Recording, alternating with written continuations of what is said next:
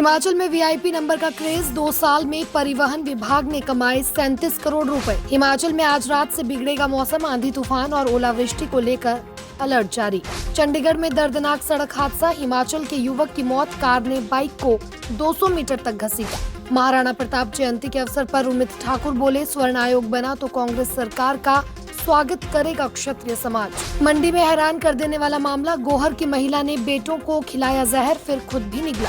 अब सस्ता और आसान हुआ रोहतांग की वादियों का सफर, एचआरटीसी ने पर्यटकों को दिया बड़ा तोहफा।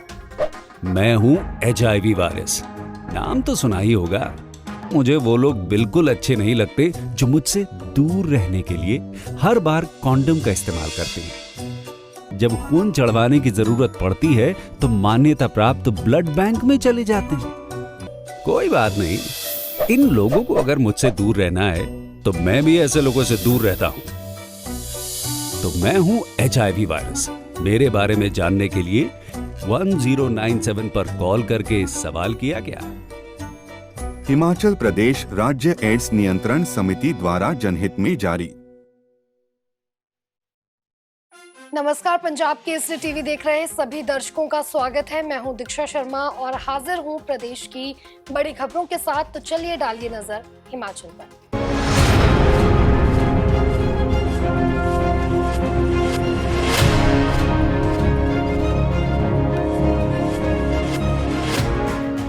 पहली खबर का रुख करते हैं। हिमाचल प्रदेश के हमीरपुर जिले से एक बेहद दर्दनाक और झकझोर देने वाली घटना सामने आई है, जहां नशे की गिरफ्त ने एक पूरे परिवार को तबाह कर दिया। बेटे की चिट्टा तस्करी के आरोप में गिरफ्तारी से आहत एक मां ने अपने ही घर में दम तोड़ दिया। घटना जिला मुख्यालय के पास की है।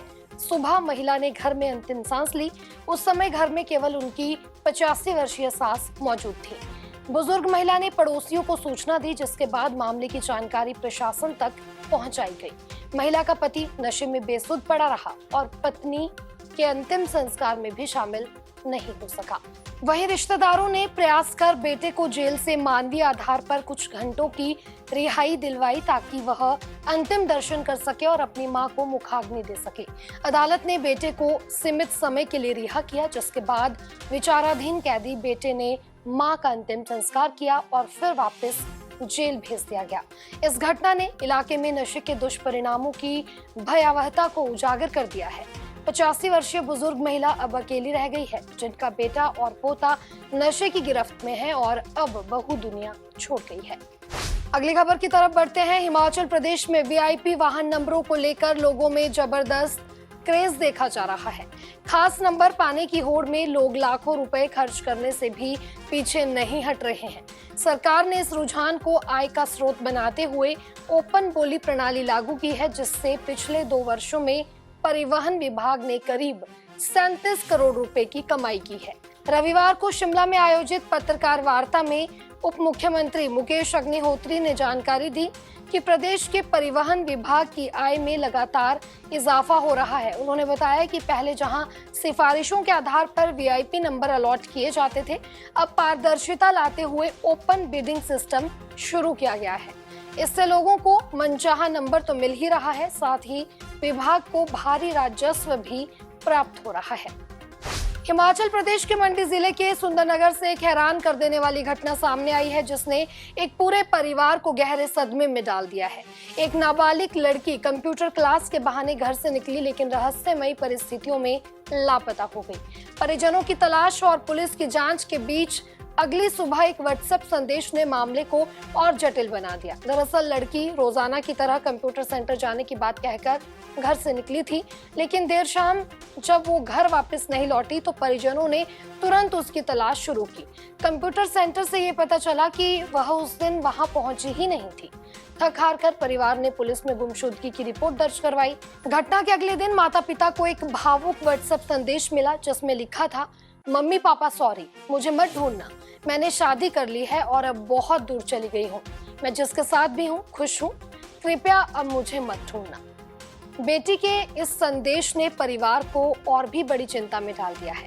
डीएसपी सुंदरनगर भारत भूषण ने मामले की पुष्टि की है। उन्होंने बताया कि गुमशुदगी की रिपोर्ट दर्ज की जा चुकी है और पुलिस हर पहलू से मामले की गंभीरता से जांच कर रही है।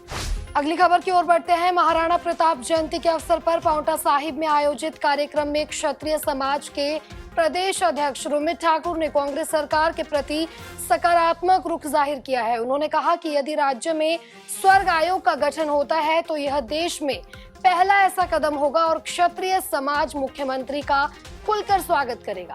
उन्होंने पूर्व भाजपा सरकार पर निशाना साधते हुए कहा कि उस दौर में क्षत्रिय समाज की लगातार अनदेखी की गई और समाज के लोगों पर झूठे मुकदमे तक दर्ज किए गए।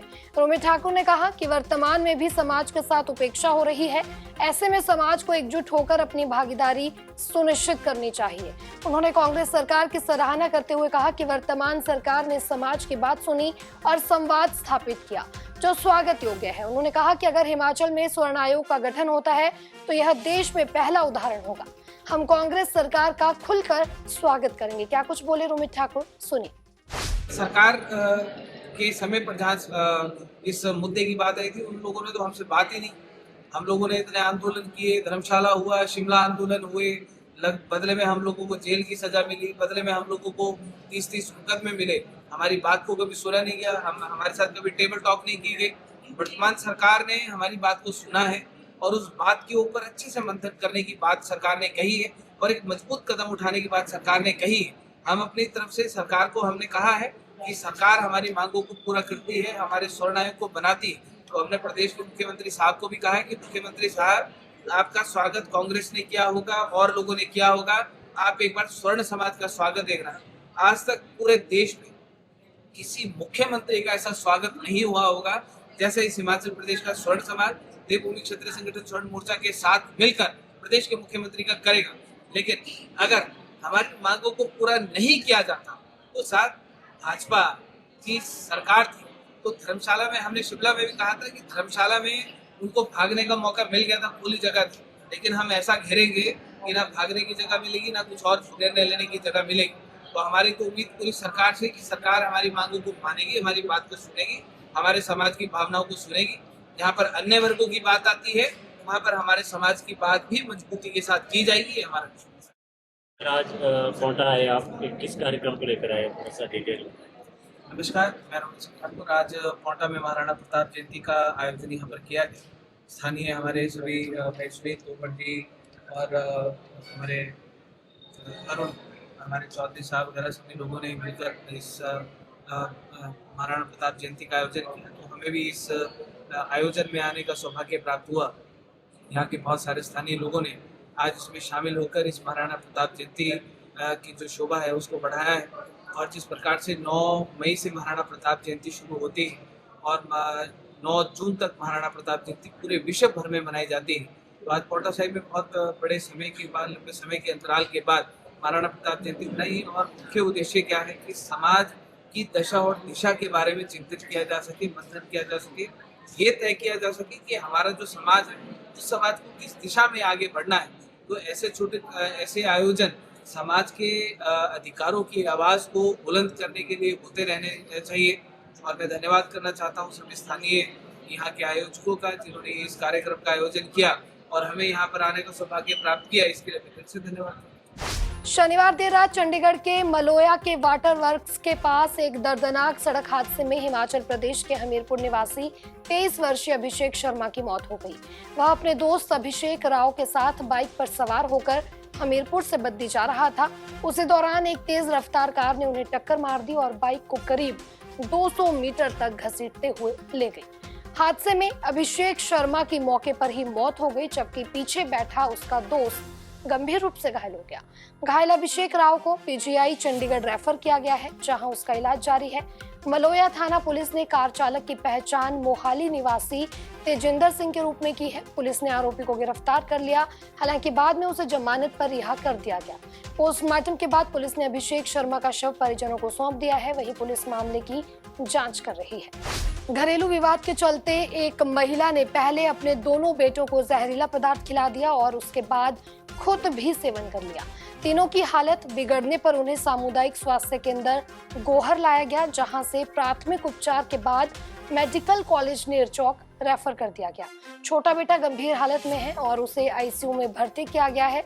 ये मामला अत्यंत संवेदनशील है और पुलिस द्वारा गंभीरता से जांच की जा रही है। पुलिस की जानकारी के अनुसार महिला फिलहाल अचेत अवस्था में है और उसके होश में आने के बाद उसके बयान दर्ज किए जाएंगे। एसपी साक्षी वर्मा ने कहा है कि मामले की सूचना मिल गई है और हर पहलू से जांच की जा रही है। हालांकि जहर खाने के पीछे की असली वजह का अभी तक कोई खुलासा नहीं हो पाया है। प्रारंभिक तौर पर इसे घरेलू कलह से जुड़ा मामला माना जा रहा है। बढ़ते हैं अगली खबर की ओर। भारत पाकिस्तान के बीच चले संघर्ष के बाद रविवार को विश्व विख्यात शक्तिपीठ श्री नैना देवी मंदिर में श्रद्धालुओं की भारी भीड़ उमड़ी। माता रानी के दर्शन करने के लिए पंजाब, हिमाचल, हरियाणा, दिल्ली और अन्य राज्यों से श्रद्धालु सुबह से ही मंदिर की ओर आने लगे थे। प्रशासनिक आंकड़ों के अनुसार करीब 25,000 श्रद्धालुओं ने रविवार को मंदिर में दर्शन कर परिवार की सुख समृद्धि की कामना की। सुबह 4 बजे मंदिर के कपाट खोल दिए गए थे, लेकिन दोपहर की आरती के बाद तो भीड़ इस कदर बढ़ गई कि श्रद्धालु फ्लाईओवर तक भर गए। मंदिर के बाहर होमगार्ड के जवानों ने मोर्चा संभाला हुआ था, जबकि मंदिर परिसर के अंदर एक्स सर्विसमैन सुरक्षा कर्मियों ने व्यवस्था संभालते हुए श्रद्धालुओं को लाइनों में दर्शन करवाए। श्रद्धालुओं ने माता रानी के प्राचीन हवन कुंड में आहुतियां डालकर मन्नतें मांगी। वहीं मंदिर के मुख्य द्वार और निकासी मार्ग पर पंजाब की समाजसेवी संस्थाओं द्वारा ठंडे जल की छबीलें भी लगाई गई, जिससे गर्मी के बीच श्रद्धालुओं को राहत। जय माता दी। आज माता नैना देवी के मंदिर में बहुत भारी मात्रा में रश है। आज करीब लगभग 25,000 के करीब श्रद्धालुओं ने दर्शन किया और लाइनों में दर्शन कर रहे। बहुत बढ़िया दर्शन हो रहे माता जी के। जय माता दी। ਅਸੀਂ ਰੋਪੜ ਸ਼ਹਿਰ ਵਾਸੀਆਂ ਵੱਲੋਂ ਅੱਜ ਮੰਦਿਰ ਨਿਕਾਸੀ ਗੇਟ ਤੇ ਲੱਸੀ ਦਾ ਛੋਟਾ ਜਿਹਾ ਇੱਕ ਭੰਡਾਰਾ ਲਗਾਇਆ ਹੈ। ਅੱਜ ਇੰਡੀਆ ਜਿਹੜਾ ਪਾਕਿਸਤਾਨ ਦਾ ਯੁੱਧ ਲੱਗਿਆ ਹੋਇਆ ਸੀ 2-3 ਹਫ਼ਤਿਆਂ ਤੋਂ ਬਾਅਦ ਅੱਜ ਰਸ਼ ਦੇਖਿਆ ਮੰਦਿਰ ਦੇ ਵਿੱਚ ਮਾਤਾ ਰਾਣੀ ਦੇ ਦਰਬਾਰ ਦੇ ਵਿੱਚ ਔਰ ਸਵੇਰ ਤੋਂ ਮੇਰੇ ਖਿਆਲ ਨਾਲ कम से कम 25 ਤੋਂ 30 ਹਜ਼ਾਰ श्रद्धालुओं ने दर्शन कर चुके हैं और मंदिर हले भी खचाखच भरया होया। प्रशासन और ਜਿਹੜੇ सुरक्षा कर्मी है पूरा उन्होंने सहयोग है। किसी तरह की कोई समस्या नहीं है। भगत पूरे लाइना के दर्शन कर रहे हैं, किसी तरह की कोई भी दिक्कत नहीं है।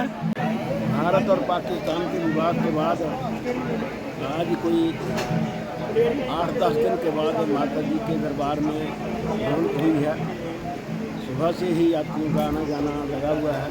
आज लगभग 25-30 हज़ार यात्री जो अभी तक दर्शन कर चुके हैं और अभी भी बहुत से यात्री माता जी के दर्शन के लिए आ रहे हैं। एचआरटीसी ने पर्यटन नगरी मनाली से रोहतांग दर्रा जाने वाले पर्यटकों के लिए इलेक्ट्रिक बस सेवा शुरू कर दी है। निगम एनजीटी के आदेश पर इन बसों को चला रहा है। पर्यटक मात्र 500 रुपए में रोहतांग की वादियों को निहार सकेंगे।